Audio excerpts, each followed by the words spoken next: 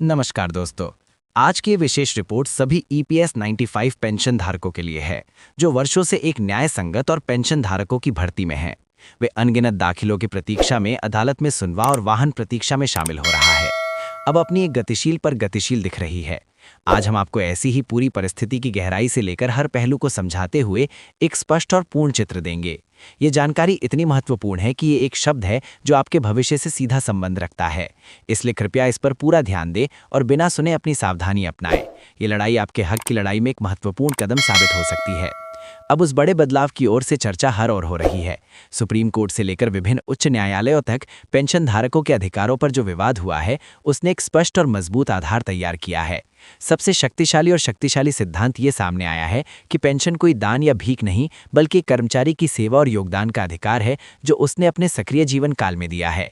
इसके साथ ही दिनांक के आधार पर किसी भी प्रकार का भेदभाव गलत और असंवैधानिक माना गया है। 2004 से पहली बार खोया हुआ हो, 2014 के बाद या उसके पहले, सभी ईपीएफ 95 पेंशन धारक समान रूप से नामांकित हैं। यही वो ठोस नियम है जिस पर अब नई पेंशन संरचना खड़ी होने की संभावना दिख रही है। अब सवाल ये उठता है कि आखिर ये नई व्यवस्था कैसी होगी, पेंशन में वृद्धि कैसे तय होगी, किसे कितना मिलेगा। इन सभी सवालों के जवाब को समझने के लिए हमें इस पूरे प्रस्तावित ढांचे को विभिन्न श्रेणियों में बांटकर देखना होगा, ताकि हर पेंशनधारी अपनी स्थिति स्पष्ट रूप से समझ सके। सबसे पहले बात करते हैं उन पेंशनधारियों की जिनकी योगदान अवधि अपेक्षाकृत कम, यानी लगभग 10 वर्ष या उससे कम रही है। अक्सर ऐसे लोगों के मन में ये भ्रम रहता है कि कम समय काम करने पर उन्हें कुछ खास लाभ नहीं मिलेगा, लेकिन नई सोच के तहत ये स्पष्ट किया गया है कि एक न्यूनतम पेंशन का सिद्धांत सभी के लिए लागू होगा।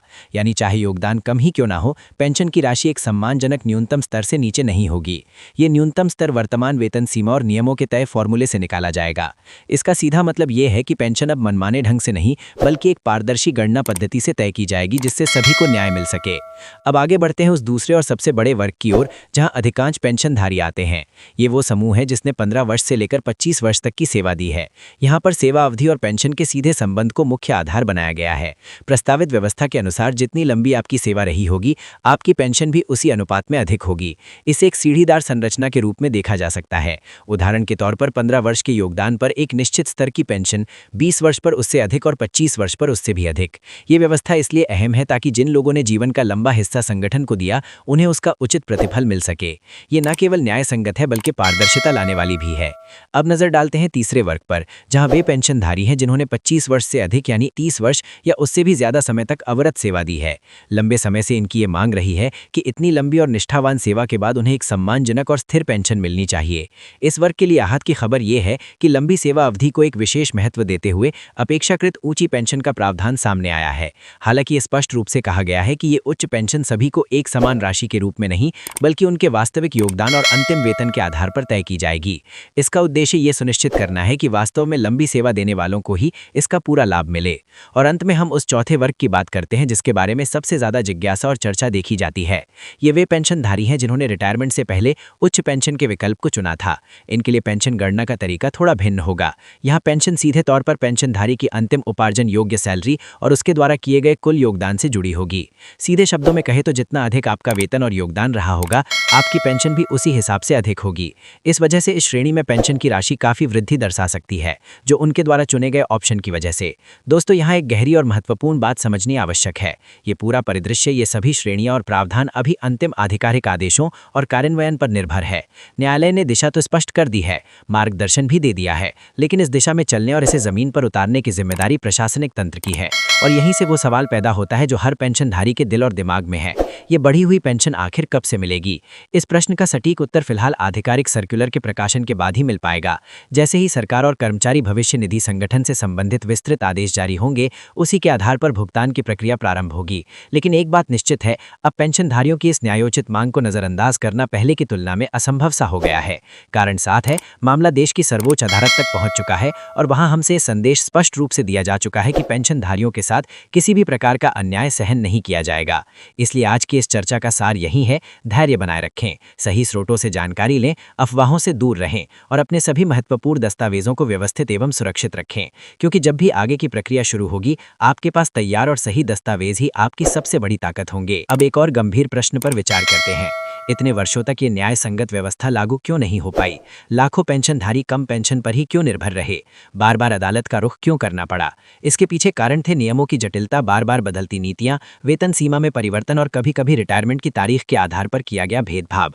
इन्हीं सबके चलते एक गहरा भ्रम और अनिश्चितता का माहौल बना रहा है। लेकिन अब न्यायालय के हस्तक्षेप ने इस भ्रम के बादलों को काफी हद तक छटने में मदद की है। ये सिद्ध हो चुका है कि पेंशनधारियों के बीच भेदभाव करना न केवल अन्याय है बल्कि संवैधानिक मूल्यों के भी विपरीत है। इस पूरे मुद्दे को केवल आंकड़ों और रुपयों के लेन देन तक सीमित ना समझें।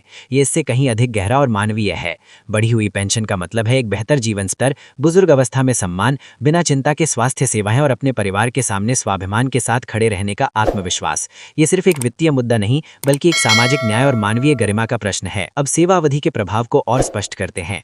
कुछ लोग सोच सकते हैं कि कम अवधि के योगदान का मतलब बहुत ही नगण्य पेंशन होगा, लेकिन न्यूनतम पेंशन की अवधारणा इसी डर को दूर करने के लिए है। वहीं लंबी सेवा देने वालों को अधिक पेंशन देने का सिद्धांत प्रोत्साहन और न्याय दोनों का समन्वय करता है। इससे व्यवस्था में एक स्वस्थ संतुलन आएगा और असमानताएं कम होंगी। दोस्तों, इस पूरे संक्रमण काल में सबसे अधिक सावधानी की जरूरत सोशल मीडिया और व्हाट्सएप पर फैलने वाली अफवाहों से बचने की है।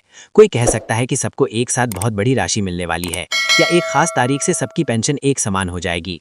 ऐसी किसी भी अप्रामाणिक सूचना पर विश्वास ना करें। सत्य ये है कि पेंशन वृद्धि होगी, लेकिन वो नियम, कायदों, योगदान और सेवा अवधि के एक स्पष्ट फॉर्मूले के आधार पर होगी, न कि किसी अफवाह के आधार पर। अतः सही जानकारी को ही आगे बढ़ाएं ताकि कोई भी पेंशनधारी भ्रमित ना रहे। एक और महत्वपूर्ण प्रश्न, क्या इस बढ़ी हुई पेंशन के लिए अलग से आवेदन करना होगा?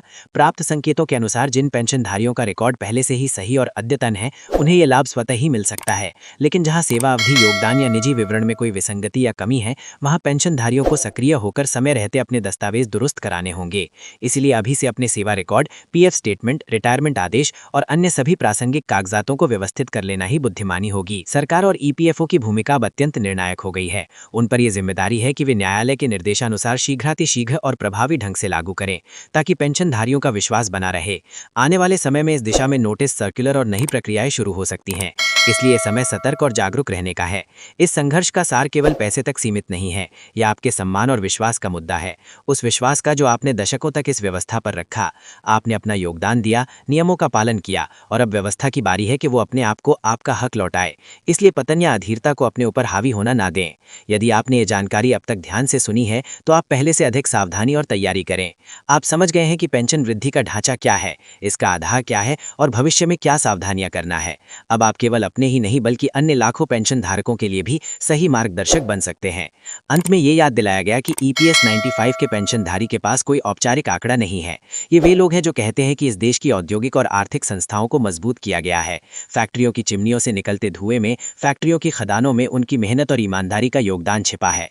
बुढ़ापे में एक पर्याप्त व्यक्ति जीवन पर उनका अधिकार है और अब लगता है कि यह अधिकार सिद्ध की ओर बढ़ रहा है। इसलिए दोस्त, जुड़े रहें, वैज्ञानिक रहें और सकारात्मक बने रहें।